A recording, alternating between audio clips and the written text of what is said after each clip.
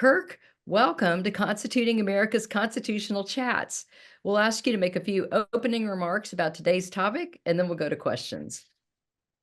Great. Thank you, Kathy. And thank you for having me on Constituting America podcast. I'm really excited to be here with you all and to talk about two things that I am very passionate about, civics education, and Alexis de Tocqueville's Democracy in America. So in my opening remarks, I'm going to touch a little bit upon de Tocqueville in my essay. So good preview for those who can't wait till this summer to read about it.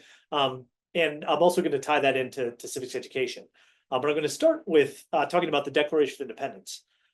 In 2009, the Library of Congress conducted a hyperspectral analysis of Thomas Jefferson's original draft of the Declaration of Independence. And it revealed something interesting. In a passage within the text of the draft, there was a sentence that had "our fellow citizens." But it was clear from the analysis that if you got underneath it, he had scratched out, written over something and over and over. And as they peeled that back, what he had written over was subjects. And so it was in that moment that Jefferson was thinking about a change from subjects to citizens. That change is a significant shift in the relationship between the individual and the government. No longer would Americans be subjects to the authority of government, but the people of the United States would be citizens or members of the body politic, enjoying freedom and privileges of the community while being responsible for guiding its direction. By creating and maintaining a stable democratic government is a challenge. And popular passions can oppress people's rights and liberties just as quickly as a despotic tyrant. And so, as the United States moved forward as a democratic republic, this would be a challenge that they continued to grapple with. And when Alexis de Tocqueville came to the United States in 1831, he wanted to understand how the American system had made it work. And what was it that Americans were doing that was allowing democracy to prosper? And so in pursuing that, Tocqueville came up with some interesting things, as I'm sure you've already talked about on other episodes, and as I'm going to talk about today. But one thing I want to tie it into is how it is that his insights can be maintained through civic education. So really what we're talking about, Alexis de Tocqueville wanted to figure out what made America tick. What was it that supported a stable and productive democratic government in the United States? And how was it different from other countries? To do this, de Tocqueville looked beyond just governing institutions and to civil society as a whole. To look to civil society, Tocqueville was really looking at the conduct and example of the American people. The conduct and example is what Publius also argued in the first Federalist paper would determine, quote, whether societies of men are really capable or not of establishing good government from reflection and choice, or whether they are forever destined to depend for their political fortunes on accident and force. In part 3, chapter 17, which is what I wrote my essay about, Tocqueville investigated an aspect of American society he observed was both agitated and monotonous. Today, we might think about that as unsettled and predictable, almost boring. So what was Tocqueville really talking about? Tocqueville was trying to call his readers' attention to the idea that the United States is constantly changing, constantly in flux, which you'd expect to find in a free society where people are free to pursue their own interests and opportunities. And yet somehow that constant churn and change produces its own kind of stability. Both this stability and what produces it are essential to a functioning democracy. The monotony and agitation referred to the day-to-day activity of American society. The people of the United States were busy, constantly moving and changing the world in which they lived. This differed greatly from the never-changing, stable society of aristocracies. According to Tocqueville, this change is necessary because Americans need to accumulate wealth. Wealth, in Tocqueville's reading, is the way that you attain cooperation in a free society. It is also the best way to differentiate oneself and to prove one's value. Becoming successful in obtaining wealth in a free society requires certain habits. And so while people are constantly making moves to pursue wealth, being agitated, they act similarly, monotony. So is Tocqueville's point that American democracy relies on selfish people pursuing wealth above all else? Maybe, but not in a negative sense. In fact, I'd argue that Tocqueville is saying that this pursuit of self-interest leads to something inherently positive that also points to the value of civic education. In this chapter, Tocqueville argues that the pursuit of wealth results from the freedom to pursue one's own interests. That freedom leads to shared values that point individuals toward the best habits or virtues which create productive citizens who are incentivized to cooperate. This shared need binds society together. It fosters a sense of shared, what Tocqueville called mores, or shared beliefs that harmonize society. In particular, they required a shared belief in the value of others, in the benefits of cooperation, in the value of protecting the rights of all. Here one might think of a line from Adam Smith's 1759 work, The Theory of Moral Sentiments, where he states, "How selfish soever man may be supposed, there are evidently some principles in his nature which interest him in the fortune of others and render their happiness necessary to him, though he derives nothing from it except the pleasure of seeing it." Shared beliefs relate to the value of equality and individual rights are key elements of a free society. Facilitating and maintaining this belief is an element of civic education. Civic education does what it implies. It teaches the privileges and responsibilities of citizenship. To do this effectively requires a shared appreciation for those rights and foundational principles of a free society, like equality and liberty. Good civic education is about understanding the role and purpose of government within civil society and how to support a civil society that protects rights and equality of all. The needs for civic education has existed since the founding. It's alluded to in foundational philosophical texts that the founders drew upon when drafting our founding documents. Notably, Montesquieu stated that republics must report a love of the laws in the youth. John Adams, Thomas Jefferson, Benjamin Rush, and others all wrote about the importance of civic education in the new republic. They saw a need to train public leaders and to promote civic virtues required to maintain a stable free society. The founding generation saw civic education as necessary to produce the shared belief in natural rights, liberty, and equality necessary to preserve free government by consent. This was because Americans, who were now citizens and no longer subjects, had work to do. Their rights did not come from the state, but from their very nature. Their conduct and example would determine whether or not self-government would work. This cohesion is what Tocqueville points towards in Chapter 17. Which produced necessary stability amongst the productive agitation of American society. Well, Kirk, thank you for those opening comments, and really love the juxtaposition of agitation versus monotony in our society, and how our system of government is structured.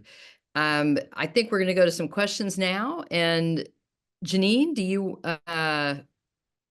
want to go next, or would you like me to go to Jewel? I think I'll come back around after Jewel. Great. Well, Jewel, you're up. Thank you so much. That was an excellent snippet. I'm sure that Constituting America will be able to play what you just taught everybody many different ways over the many, because Constituting America has a lot of ways of presenting the media for people to be able to consume. One of the ways is like on Instagram, and you put together a lot of amazing clips there. So this is not to catch the discussion a little bit off guard, but so you talk about civics education, and I think that concept is for us right now is hard to imagine civics education not being partisan, politicized, or not having someone say there's something wrong with the way it's being taught. There is an issue we have in our culture with this type of like a modern secular skepticism, I would say, where we have difficulty claiming like an objective truth that we're going to teach from, and which I think most people who follow Constituting America have a constitutional mindset, don't subscribe to that belief. We do think you can teach objectively, but how would we discuss that? How would we teach civic education in the way that Tocqueville would recognize as being in line with liberty and the freedoms to self-determination within like a modern school system, let's say. And it's okay if that means that people, like if your answer is, well, some people are just going to be unhappy with it all the time, that's fine too. But I'd like to hear what you believe our founders and Tocqueville would have understood as civic education. Yeah, absolutely. And thanks, Joel. It's a great question. I think I think teaching of civic education is really important because it's preparing individuals for citizenship, for taking on those responsibilities of what it means to be a citizen and participate in their community. And I think where common ground is always found in what constitutes working on behalf of others within your community. So thinking about it on a local level first, and then expanding out to what it would mean on the federal or national level. The way that the Bill of Rights Institute tends to approach that, and the way that I think is most sound and reflects the way that the founding generation thought about civic education, is teaching from principles or first things, right? So we think about founding principles. These are the ideas that our founding documents are rooted on. So the things like natural rights, equality, liberty. They also have constitutional provisions, so things like separation of powers, checks and balances, those kinds of things. Helping students to understand not only what those are, but why they matter, I think is at the heart of civic education, and I think is apolitical. I think that you can find ways of talking about violations of separation of powers, regardless of political party or whatever else. And I think standing on those principles that allows you to be a better judge of the way that the government is acting or not acting on behalf of protecting our own natural rights. And so I think it's about grounding in that and in not being afraid to be proud of the value and the opportunity that comes from self-government. Self-government's a very difficult thing. And principles can be framed in a way that are solutions to problems that naturally occur within a democratic society. And so Tocqueville's pointing a little bit to that, to the agitation and the monotony. Because what he's saying is, like, as you are working towards these goals, numerous goals, whatever they may be, you're trying to become wealthy, you're going to come up against different things that are challenging. Overcoming those in a way that's productive, in a way that reflects integrity, I would guess, within a society, so people can trust you, they know what you're doing, that you're going to deliver on time, those kinds of habits ultimately lead to a cohesion around those things. And so even when you may have disagreements on policy, person A may think that this is the best solution and person B may think that's the best solution. What they can agree upon is that foundation in self-government and that foundation in the value of everyone else's inherent natural rights. And I think so long as we can redound to that and advance that as the core elements of civics education, then we do have a platform on which we can stand regardless of the political atmosphere. That was a fantastic answer. But I have a difficult question to follow up with. So we talked about for teaching from first things. Incredible concept.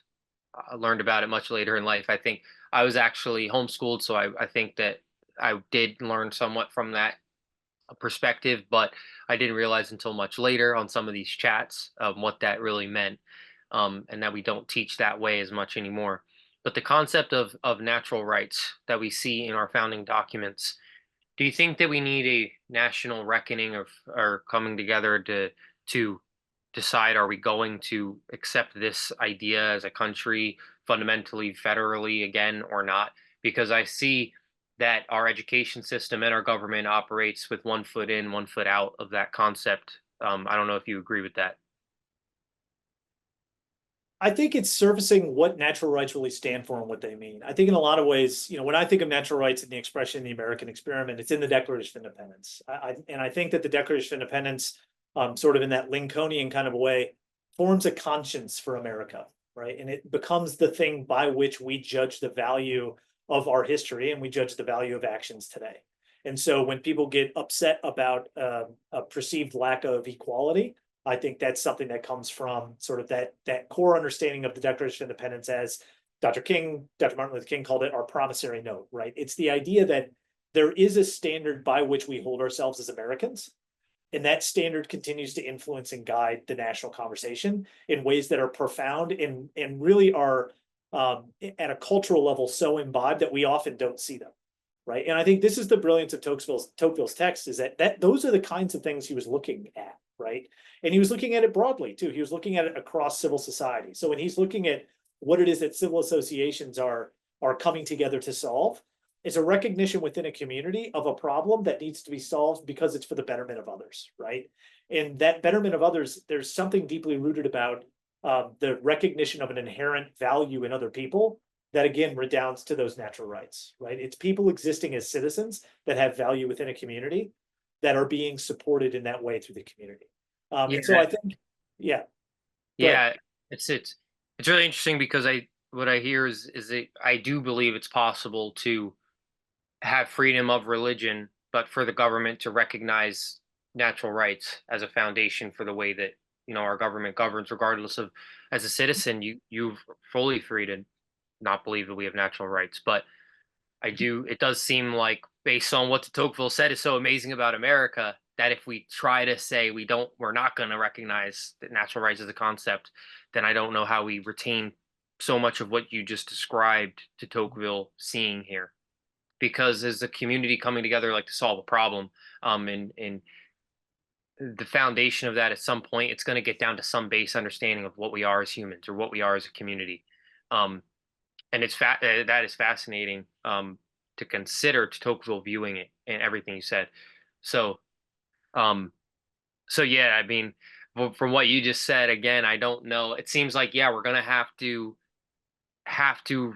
be okay with the government recognizing we have natural rights, and that our Declaration says the rights come from the Creator, but that people can believe that if they want to or not. Yeah, I think that's right. And I think too, democratic government comes with a lot of noise and disagreement. Um, that's part of the process, and it's hard and it can be frustrating. It's when that gets silenced or when that gets trammeled or when that's not allowed that to me is the alarm bell, right? But I think that the opportunity to have those disagreements, to have those conversations, I think that's what's enshrined in our Constitution and in the Declaration of Independence. Maybe not in a legal formal way for the Declaration of Independence, but at least in a way that influences culture and shapes the way that we think about the purpose of government. And so in that sense, yeah, I think you're right. And I think that is the system of the system that exists here. And to go in a different direction would be to go in a markedly different direction. But I think yeah, I think you're right. Do you know, from what de Tocqueville viewed as our local governments versus the state governments versus the national government? Did de Tocqueville comment directly on some of the local governments that he that he saw in operation at all? I know at that time it was so much different than now. You weren't going to see a building with a township, on it the way we do now. We see Yeah. township trucks driving around, but did he? I know he talked about the people in the locality, but was there any discussion about in Tocqueville's view of America about the local governments? No, I'm not sure. And I would have to go back through and look at the text to be able to answer that definitively. But what I will say is that what I appreciate about Tocqueville's exploration of American democracy is that it does take civil society as a whole as its investigative tool, right? So it's not just looking at government as the place where civics exists, but it's to say that you as a citizen are participating as a citizen in lots of different ways, in the ways that you go about interacting with different people in your community all the time. And so government is a way of solving particular solutions, but it's not the only way to solve all solutions all of the time.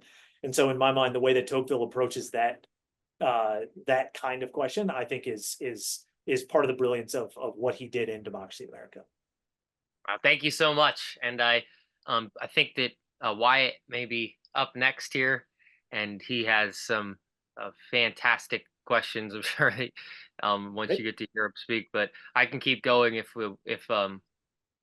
you're not ready, Wyatt. So just let me know. Was it me or Janine supposed to go next? Yeah, we're going to go to you, Wyatt. Okay, well there we go. No, yeah, I find this really interesting. As especially as a future U.S. history teacher, I obviously see the need and importance for civic education. I was kind of wondering, as we know, civic knowledge, especially with the current generation, there's been a decline in that. How is that going to impact our future as a nation, do you think? Yeah, I think promoting civic knowledge is an ongoing task. I don't. I think that it's always something that we should be striving to promote. And if you even think back, the Northwest Ordinance in 1787, which was drafted in the midst of the Constitutional Convention by the Confederation Congress, in Article 3 states, religion, morality, and knowledge being necessary to good government, the means of education shall forever be encouraged for the Northwest Territories, right? So they're thinking about knowledge. They're thinking about what it is to continue to promote those things that support self-governance. And so I think that it's eternally important for us to continue to advocate for and talk about and find ways of promoting good civic education, no matter what. And I think that the more knowledge that individuals have about sort of basic civic facts, but also the more that we can inculcate in them the value and opportunity that they have in living in a free society, in a self-governing society, that opportunity is important, the more they come to recognize the need for the responsibilities that they take on, right? I think leading with responsibilities can be heavy. It's like if your parents just tell you chores to do, but they don't give you, any kind of opportunity to go out and play with your friends or something. That gets to be really like kind of down in the dumps. So finding ways to show that those responsibilities come because of the great opportunity that they have, to me, all starts with good foundational knowledge related to the government and to our history. Because for me, civics is sort of a tripartite thing. It is history, it is government, and it is character education. And it's those three things together that I think make for good civics education. Neglecting any one of them, I think, leaves you a little bit out in the cold. So that's a good question, Wyatt, and I apologize. I give you kind of a roundabout answer, but I think the reality is that it's critically important that students continue to gain this knowledge, because that is fundamentally what continues to promote self-governance. Because as Publius said in Federalist 1, which I quoted in my remarks, it's up to all of us to determine whether or not we have self-government. And that question isn't answered just because we ratify the Constitution. It continues to be a question that we have to select to support, or else we lose the opportunity to participate in this experiment. Mm-hmm. Yeah, great answer. I was also kind of wondering, in Tocqueville's papers and findings on American democracy, did he warn us about anything?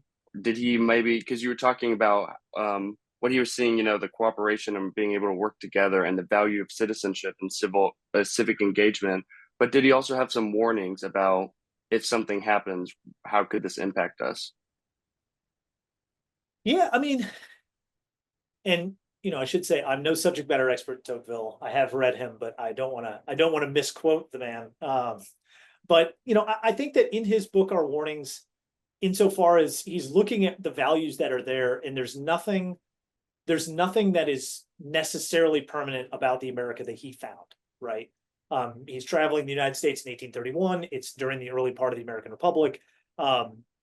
There's a lot that's happening during that period that doesn't quite live up to the name, the era of good feelings. Obviously, this is Andrew Jackson's presidency. He witnesses some tragic events. The one that comes to mind the most for me is witnessing Native peoples at a river during the Trail of Tears, which is just tragic. And so I think he's seeing the capacity that human beings have at mismanaging self-government. And so I think it's always an important thing to keep in mind that self-government implies that we are all responsible for what it does. And so when it doesn't go well, it's on us, and we have to own that responsibility. But when it does go well, I think it's worth celebrating. And so I think what Tocqueville sees, though, in the coming together of communities, in people working to solve local problems, in the efficiency of what that system was, I think he sees a lot that's worth celebrating, worth preserving and conserving. And so in my mind, the warning, at least in my reading, would be, what can we do to, preserve, promote, and advance those things that he found that were of the best quality, that continue to support American democracy in a way that leaves us most free to pursue our lives in the way that we're able within reason. Yeah. All right. Well, those were some of my questions. I can hand it back over if you have more questions. Janine? Hello there. I'm thrilled. I can just see Kathy's face. Okay. Hello, Mr. Higgins. I'm glad you're with us today. Thank you so much. Thank you, Janine. Glad you're here as well. So first, what I'd like to talk to you about your amazing upcoming essay and the Bill of Rights Institute, and I do have a specific question about our topic today, but also this whole section that we're doing is about millennials and the Z generation, and a lot of people feel that they don't have much hope in millennials or in the rising Z generation. They think that they're just woke and going in the other direction, and of course if they want to do that, that's their prerogative. But it for those of us that do care about the founding principles and things of this nature, it's encouraging, because I'm told you're a millennial, right? Are you a millennial? I am. Great. Well, that's the topic and of this series that we've been doing. So I'd like to ask you some questions about that. Give us some hope. And I've done this with every guest, and then I'll go back to the essay about what you see in your generation. And of course, we've got Wyatt and Jewel and Jordan are examples of this as well. But your generation and how we should feel hopeful, because obviously you are a great shining example of someone who cares deeply about founding principles. on the hopeful front, we were talking offline beforehand. I'm a Midwesterner by birth, which means I'm eternally hopeful and optimistic just by nature. But I always hold out hope, and I guess I think about the truth of the principles that we uphold. So in 1926, Calvin Coolidge gave an address on the centenary of the Declaration of Independence. And in it, he stated that if the Declaration of Independence principles are true, then they are final. So in other words, if people are equal, they are equal, and that's it. And so the hope that I take is that the value of these things, especially in solving the problems of self-government, right? So when you look at sort of the constitutional principles that we have within our system of government, things like separation of powers, checks and balances, federalism, they're things that solve problems when people come together and try to work collectively at scale. And so these principles are more than just ideas that we love because they're unique or rare, but we love them because there's a truth to them that we think provides value to all members of everybody in the United States. And I think that surfaces itself, and those principles continue to come back to be meaningful and valuable as different generations run into challenges and problems. And I also take heart because, in 2026, it'll be the 250th anniversary of the Declaration of Independence. That's a long time. And we've been doing this for a long time, and we've been through a lot of ups and downs. And the country's been through some ugly phases. But I do think that as challenges arise, the principles and the value that our Constitution provides us in allowing us to disagree productively, to sort of come at each other from lots of different perspectives, but to work to find consensus, I think ultimately wins out. And so my hope redounds back to that, redounds back to the faith that the founding generation had and the principles that they were putting forth. And so as a millennial, I can confidently say that I found a lot of value and excitement in these principles. And I think it's just about presenting this information in a way that connects with generations where they are. I tend to think human beings have more commonalities than they do differences, even across generations. But the modes of communication and the way that they hear the message may be different. And so in my mind, and I think that's what you all are doing a great job here at Constituting America of also doing, finding ways to connect in a way that resonates so that they hear it, they see it, they know it to be something that is of benefit to them. Yeah, that's what we try to do with students when we teach in our George Washington Speaking Initiative is actually have them think about something they'd like to change and walk through the Bill of Rights, the First Amendment most especially, and how to use those tools, because then it clicks. Because a lot of times when kids learn about the Constitution in their classrooms, it's like, here's a piece of paper, here's the book, here's how it works, and that's what they do up in DC. And we forget that it's our hope, it's we the government, it's our ideas that they're supposed to take to make bills and laws from those ideas. So meeting them where they are is really important, and we go at it from a nonpartisan perspective because we just genuinely want to show them why it matters. It's kind of like Montessori, tangible, tangible, tangible. You need to just actually kind of really understand it and grow. So, what was? Do you feel there's hope in your generation? I mean, and my other question is, do you find that obviously you're probably surrounded by a lot of people who are like-minded, but and then how were you taught about the Constitution? What created your love for the Declaration and the Constitution and democracy in America and things of this nature? Yeah, so I do have hope in my generation, and and I think you're exactly right. Finding ways of connecting. So in coming months, we're going to be releasing here at the Bill of Rights Institute a new free government politics resource that within it has a lot of game-based learning elements. So these aren't like digital games; they're more in-person. Get your friends together and play like a card game kind of a game that deals with some of these foundational principles and perspectives to get that hands-on experience in dealing with different issues within government. So those will be available to teachers across the country and anybody else who wants to pick them up. But again, that's our way of getting to that, like taking what is sort of a theoretical, heady philosophical principle and making it concrete, because these things aren't just theory, they are practice. And that's how I came to my love of the Constitution. It started, I've always loved history, so that was sort of my first love. And in the pursuit of that, I had the opportunity to participate in the We the People competition, which is a national competition that simulates congressional debates on different topics. And so I did that in high school, and that's where I really fell in love. So Then it's just been studying history and the Constitution from there on out. And I've had a wonderful opportunity to work here at the Bill of Rights Institute and to continue to dive into these topics in the main focus of my work, which is how do we make effective teaching tools for educators, so that no matter what their background is or what perspective they're coming from, they can engage in these subjects that we think are truly important for preserving the country. Of self-government, which is what Jefferson, when he wrote Citizens, instead of subjects, as you were talking about, that's a great analogy, right? There is realizing why it matters, and so teachers, I have to tell you the reason how I got my love. First of all, my father was a West Point graduate, so military.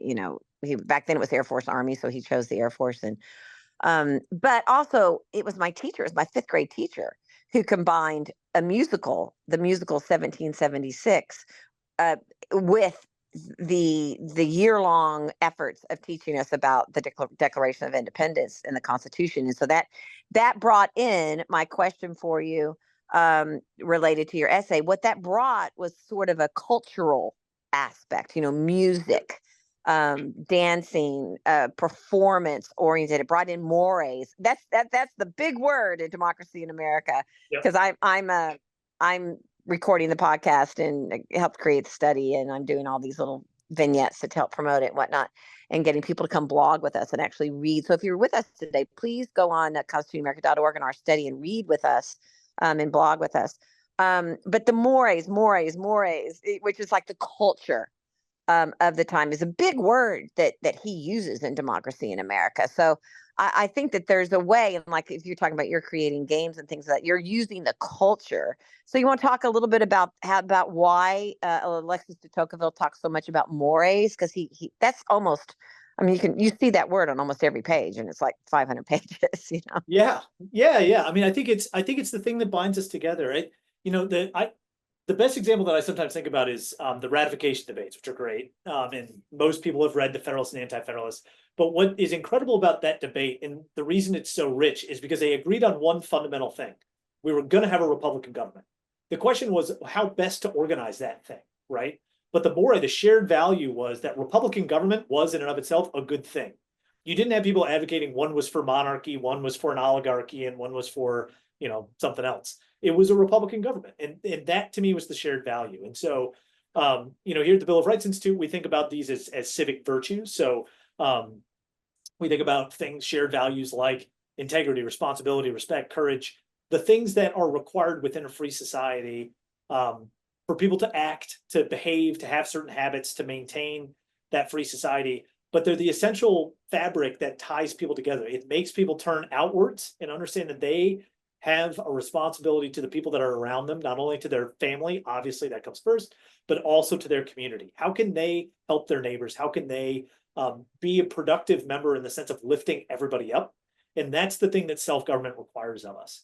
And so we have a competition here at the Bill of Rights Institute called My Impact Challenge. That's one of the ways we try to honor and recognize that good kind of civic activity.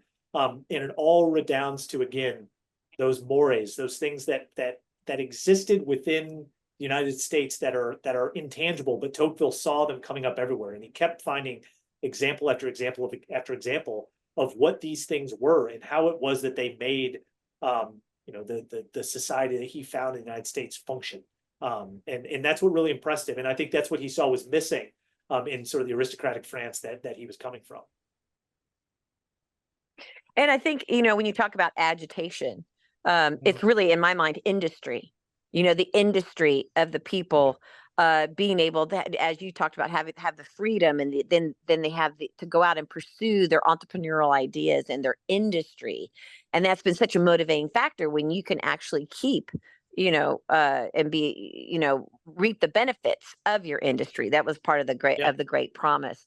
But back then, it was certainly students were taught, children were taught. There was just an organic nature of being proud and understanding all of these things. And as I toss here, I would just say that the rule book of the United States Constitution is what enables us to have the agitation, because there's a confine. You've heard the story, if there's a fence in the backyard, or if there's no fence in the backyard, that are in the school, the school yard, just say kids will hover near the school because there's no fence. But if there's a fence way out there, the kids will go all the way out to the fence because they know they have protection. So I think it gives us the opportunity to expand our horizons even further, because we know there is a confine and there is a rule book. And I think, in closing, that's what makes us able to accept elections. Because if we just had dictatorships or kings or queens and we're like, oh my gosh, this person's in office, they're going to be in office forever. But we understand that there's the majority, the majority, but also minority can speak out through the First Amendment, has a right to say their needs against the majority. But also we know due to our rule book, which is the Constitution, that in 4 years we have a chance, or in 2 years we have a chance to turn things around if we want to. And I think the rule book is one of the reasons we can have agitation and be safe. And that's my last closing question. Do you agree with that the rule book helps us stay safe in our adventures, in our agitation? No, I absolutely do. The way that we've been thinking about it this year at the Bill of Rights Institute is how is it that disagreement becomes productive? And that rule book is how. When any group of people gets together, even if it's just sort of the 6 of us here on screen right now, we're going to disagree about something. The disagreement isn't a problem. It's a feature of what it means to be free, to have our own, freedom of conscience, and to pursue our own industry. The real challenge is how to make that disagreement productive and move it in a direction that benefits, the majority as much as it can and doesn't harm the minority. And so that, to me, is what the Constitution allows for. It is that rule book that permits and permissions people to take those steps for that disagreement to occur, and for the people to have an opportunity to change the direction as they see fit, and to make changes when they think are necessary. And so to me, that's the real power that's unlocked. And of course, all of that is supported again by those mores, those civic virtues that help understand what it means to disagree productively, to disagree civilly, to do so in a way that does do it through the system that we have in place. And so then in doing so, supports, the protection of our natural rights. Yeah, exactly. Thank you so much. And thank you for all that you're doing. Who's the photo behind you? Oh yeah. So this is another reason why I got interested in constitutional topics in American history. So that's my great grandfather. His name is William Borland. And his college textbooks are what are sitting below him. But he homesteaded in the state of Michigan in the 1850s, and went on to help set up a lot of the civil institutions in Tuscola County in Michigan. And his then down on, his daughter married my great grandfather, and he was a member of the legislature in the state of Michigan, as was his son, and as was his son after that. And then everybody didn't like politics anymore, and so now we're just in education and doing things around the edge. But it's pretty amazing. You're still of service. You're still being of service. Right. Exactly right. Yeah, for your country. Yeah. Yeah, political office is important, but it's not the only way to benefit the community. It's not the only way to be exactly. Yep. See, so that would be mores, but that would be customs and traditions in your family. So that's really wonderful. Okay, I'm going to pass. Thank you so much. Appreciate you. Thank you. Yeah, thank you, Janine. Thank you, Janine. It's fun that you noticed that portrait, because one of our listeners, Mary Multimar, actually noticed it as well. And she said that she sees a resemblance between you and I guess is it your great-great-grandfather? My great-great-great-grandfather. Yep. Great-great-great-grandfather. Yep. Okay, well, it's enough of a family resemblance that Mary noticed it. And before we go to more audience questions, I'm going to go back to Wyatt. He had one more question, and then we're going to go to audience questions. Great. Yeah. First, I just want to say I really like that your family history. That is just great. Okay, so my last question was talking about the Bill of Rights Institute. So how are you guys encouraging the use of new resources, especially in how to cater to newer generations that have different interests and different ways of learning to gain that civic knowledge? Yeah, so we work with teachers across the country, and we get feedback from them first and foremost. So all of the material that we produce is all informed by what the challenges that educators are facing in the country. So I think this year we've done over 200 professional development things throughout the country. We have a teacher network of over 77,000 teachers. So we're busy. We're talking to lots of people. So we're always trying to find ways to make the lives of teachers more productive. We want to give resources that meet their needs directly in the classroom. And so, we design with that in mind. And while rooting everything that we do in our founding principles and civic virtues. So our way of doing that is just constantly evolving and thinking about and putting together good design. And for us, if you put together solid material that's well researched, reviewed by scholars, that's really foundationally solid learning design to it, that's meeting the needs of teachers, then that becomes a way that we're supporting them in the really terrific and difficult work that they do, staying in front of students every day. So that's what we try to do. It's a lot of feedback, it's a lot of back and forth, it's a lot of hearing what they're running into, and then trying to make the changes and tweaks and producing resources that fit. So all of our resources are available online at no cost to the educator. And so, yeah, and it's a very cool thing to be a part of, and it's a lot of fun to see teachers engaging and thinking about these topics. Yeah, especially with such a large network of teachers, that is just incredible. And I'll go ahead and say thank you as a future educator, because I know I'll definitely be using some of those resources as well. Great. Yes, I will hand it back over.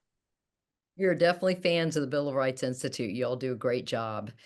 And before we go to our audience questions, we want to thank our listeners in Las Vegas's KKVV 1060 AM.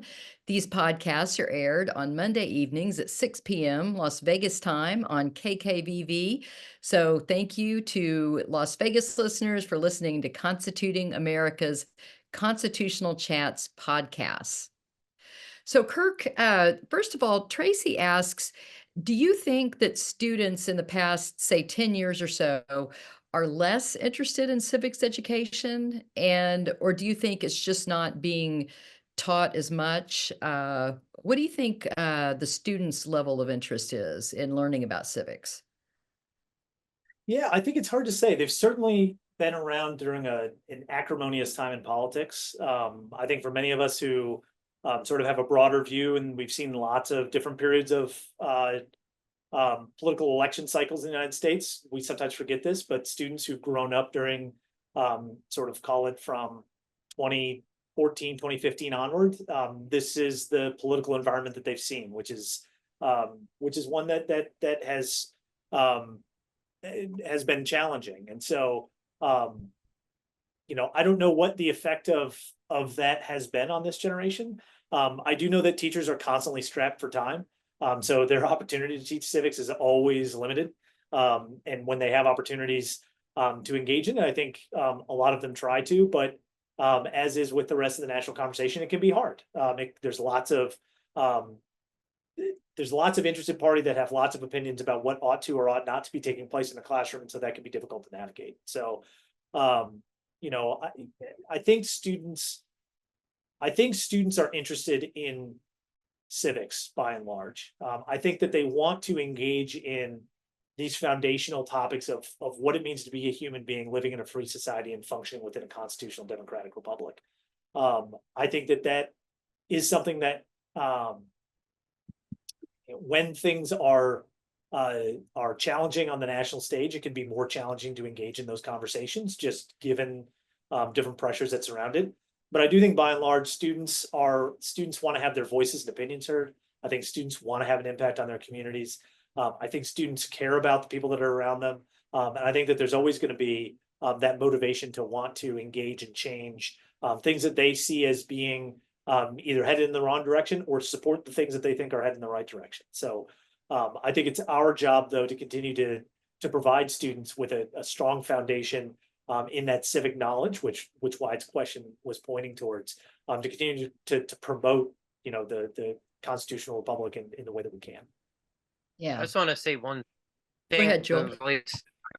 That questions I had asked really came to a head in what you just said. I do think that when you mention what it means to be a human being in this society, that if we don't get the student at that root foundational level, then there's not enough weight or meaning to the civics education. Then it's just buildings and rules.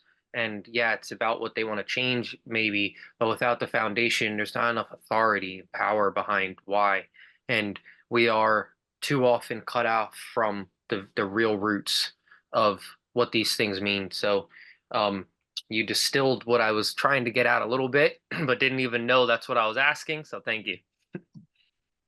Yeah, Well, absolutely. And I'll say too that sorry, really quickly, get it. But another thing that we try to do as much as possible that connects students to those roots is teaching from primary sources. You know, giving students the opportunity to engage directly in primary source texts, whether they be foundational documents or speeches or pictures, art, images, you know, culture, music. Putting them in touch with the actual history, I think, is a great way to redound back to those foundational ideas. you know, and I think you hit the nail on the head when you talked about students feeling like they have a voice. I think so often they feel disconnected or feel like they don't matter or they can't make a difference. But of course, in order to make a difference, first they have to understand our Constitution and our foundational principles. So, Regina Aldrich asks a question again about these original journals. She says, how much weight is given to the study of the founders' intent of the law, original journals of discussion when creating their draft documents when being taught? And I don't both, I guess you might answer that just in generally in schools these days, is much weight being given to that? I know at Bill of Rights Institute that may be one of the things y'all are teaching the teachers is how to teach from these foundational documents. Am I right? Yeah, absolutely. You know, looking at different strategies for unpacking primary source texts. We've even, so just in the past year, we've released our first elementary resources where we also use primary source texts because we think it's just about finding good strategies to engage students in more complex texts. You're able to do a lot. Students, in my experience, will always surprise you with what they're able to do. And so giving them the opportunity to show off and to show what they can do is a really powerful thing. And so, you know, to the extent that you're able to get into the different influences that shape the thinking of the founders, you know, we do try to do that as much as possible. I know I mentioned Montesquieu and his thoughts on education, but Montesquieu is also an oft-cited thinker that the founders were citing when drafting constitutions and everything else. And, you know, to the extent that teachers have time to dive into that stuff, I think that they try to, because it does round out where these ideas are coming from. What is the path? What is sort of the thing that led up to them making these decisions? But again, I think it's best taught when it's seen as a solution to a problem. All right, you have a challenge within governments. How do you solve for one branch or another, you know, dominating? The answer, separation of powers, right? So that's Montesquieu. And so in checks and balances, right? So that to the extent that it's taught, I mean, I think it would vary from school to school, but I do know that it's a part of many standards, especially sort of those Enlightenment thinkers, Locke, Montesquieu, sometimes Hobbes, though not as often. You know, those are all a part of what teachers are expected to engage in. And you know, we try our best to help teachers see how those things all connect together in a way that's effective and interesting for their students. Yeah, and I love today how you started with the Declaration of Independence. And when we go into the classrooms and teach the Constitution, we actually start with the Declaration of Independence. And we talk about how Lincoln described the Declaration of Independence as the golden apple and the Constitution, the silver frame that protects those precious rights that were first recognized in the Declaration.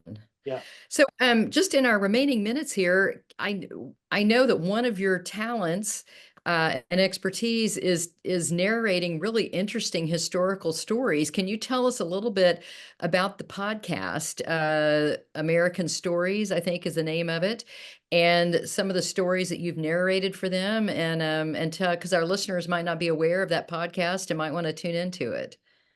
Sure, yeah. So Our American Stories is another group that they've asked us to provide them with a few different historical vignettes that we've been honored to provide. They're syndicated in lots of different radio stations across the country. And so they've really pulled on sort of two areas that focus more on our character ed side. So one's a collection that you can find on the Bill of Rights Institute's website called American Portraits. And another is our Heroes and Villains curriculum. But both of those are rooted in narrative because we think that narrative storytelling is a really effective way of communicating history, but also to get across foundational, values to different individuals. And so we've had the opportunity to do a bunch of different stories with them. Some of my favorites, you mentioned Robert Gould Shaw in the 54th Massachusetts, which, if you've seen the movie Glory, that is the regiment that's featured in that film. They were a colored regiment during the American Civil War that assaulted Fort Wagner, and the story itself is just really powerful and interesting. Robert Gould Shaw himself was killed in that assault. So we've done that. We did John Deere, who's an interesting one. So looking at entrepreneurs, John Deere famously invented the what was it? This not self-cleaning plow. I'm going to say that wrong, but anyway, he invented a great plow when he moved to Illinois after a series of failures in New England. Moved out and then eventually established the John Deere Company, which we all now know for their green tractors. But again, just an incredible story of success in the United States. The Freedom Riders was another one. Groups of individuals going and supporting the advancements of civil rights in the South during the civil rights era in the 1950s, 1960s. So we've told that story and others. So it's a great story. It's a very great way of learning about American history, but also learning what it was that made these individuals successful. What was it about their character that helped them to navigate the challenges that they were facing and to succeed. Well, that's great. And again, that podcast is Our American Story. So we encourage our audience to check that out. And we encourage our audience also to visit the Bill of Rights Institute website. If you have teachers that are friends, Bill of Rights Institute has so many great resources for teachers and all kinds of great teaching gatherings that they put together all over the nation. So we really we really thank you for your time today, Kirk. And we thank our audience for being with us. And we want to invite y'all to come back next week, Tuesday at 2 p.m. Eastern for another episode of Constituting America's Constitutional Chats. So thank you. Thank you so much. It was a lot of fun. Thank you. Bye.